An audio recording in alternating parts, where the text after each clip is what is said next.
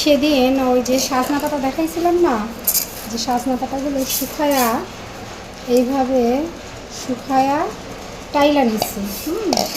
টালার পরে শুকনো মরিচ নিচ্ছি, শুকনো মরিচ নিয়ে পেঁয়াজ দিয়ে সরিষার তেল দিয়ে এভাবে ডলে তারপরে যে পাতাগুলো আছে না, পাতাগুলো মচমচা হয়ে গেছে, একদম একদম ফাঁকি হয়ে যাবে, এইভাবে ফাঁকি হয়ে যাবে, ঠিক এইভাবে ফাঁকি হয়ে যাবে।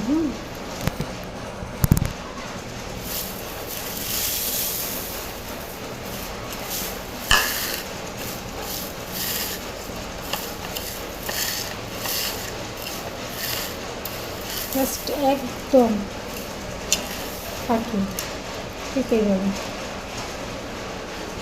কাঁচা পেঁয়াজগুলো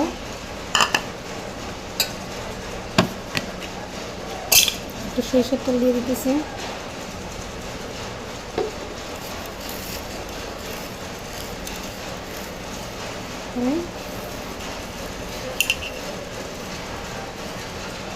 এইভাবে খেয়ে ফেলবো ভাতের সাথে, গরম গরম ভাতের সাথে খাবো। আল্লাহ হাফেজ।